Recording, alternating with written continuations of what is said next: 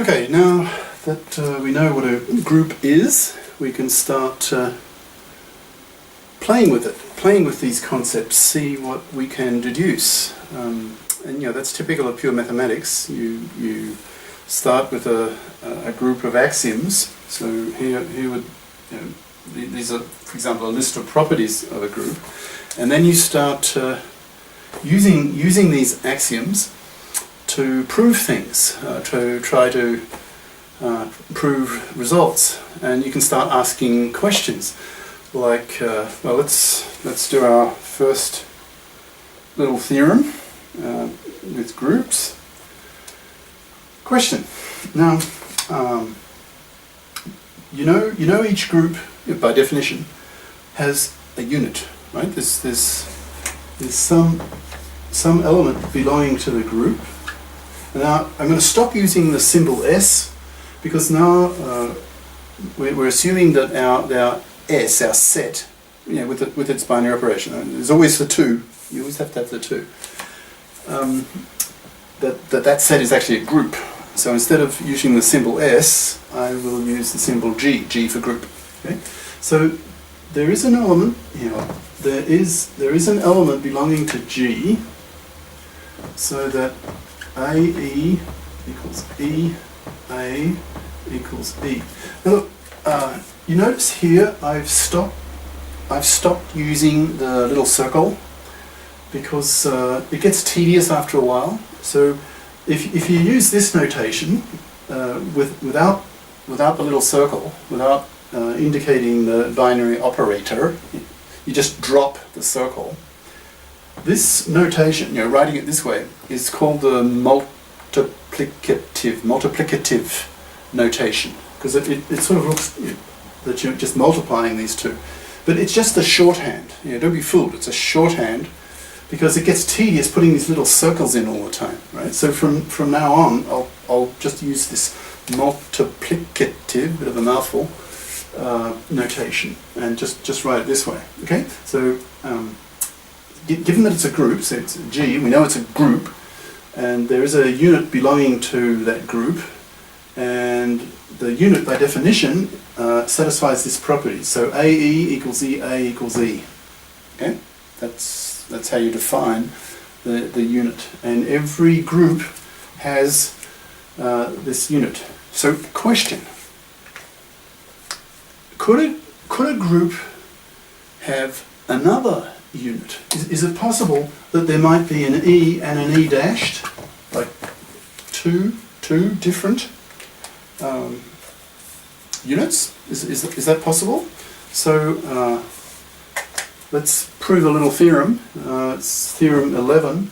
Oh, by the way, in this textbook that I'm using for this course, the main author is Barnard. The course, well, I've already done this so many other lectures, you're probably getting a bit bored by this, but it's at junior senior level. It's group theory, actually finite group theory. By the end of this lecture we'll understand what that means in detailed terms. So in this textbook, Barnard, he gives each theorem that he proves in the text a number, and that number does not recycle at each chapter. It's not as though he reverts back to theorem number 1 in a new chapter. No, he just keeps going right the way through the text. So the first theorem is theorem 1, the second is 2, and towards at the very end of the book he's up to about 80. Okay? So I'll keep the same convention, so not to confuse you. So in this chapter, the first theorem that we'll prove about groups is, in fact, according to Barnard, it's theorem number 11. Okay, so keep that in mind, because I'll stay in conformity with the way the textbook writer does, so it makes it easier for you to follow. Okay. All right. So the question is, could there be a second unit, a second element belonging to the group, or set, well, group, that has the same properties? So,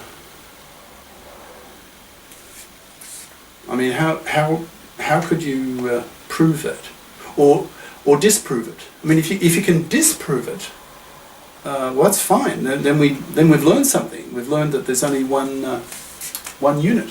Okay, so consider the following: E dashed. I'm going to rewrite that in the multiplicative notation. I'm just going to write that's just E dashed. E dashed. Okay. Well, now we're assuming E and E dash are units. They're unit elements. They are unit elements. And there's the definition of a unit element. Okay. Now, E is a unit element. So E, and let that be A. Okay. So EA is just sorry,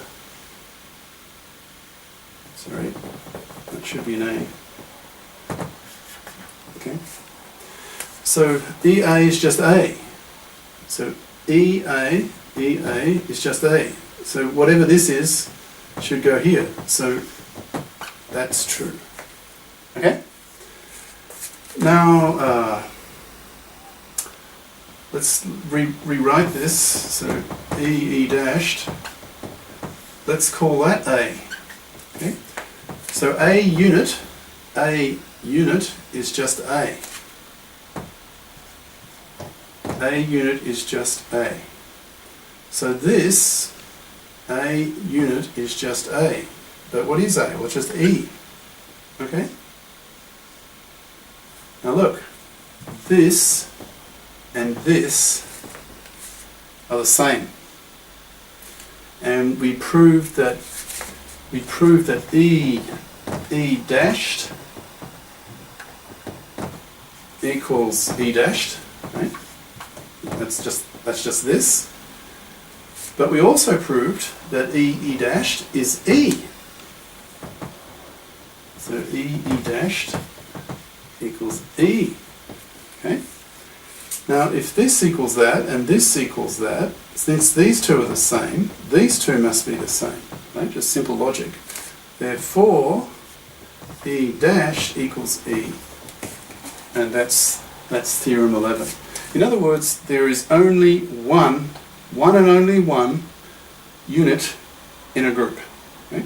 So that's our first group theorem. So the unit is unique. Right?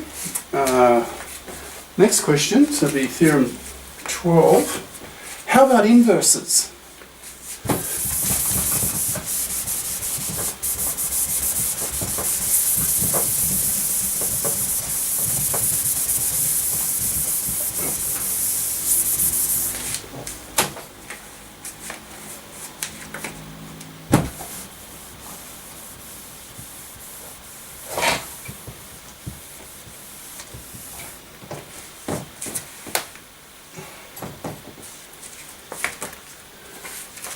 So we can ask a similar question about the inverse. Now remember, this fourth property of a group is every element of your group has usually some other, but not always, some other element that that is its inverse. So yeah, for all or for every.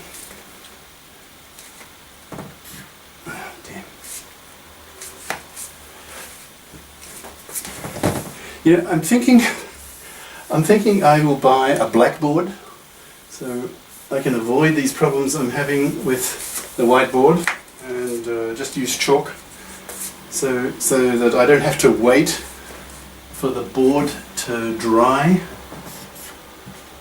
So for all elements belonging to the group, there is another element, an inverse, such that A inverse equals A inverse A equals E.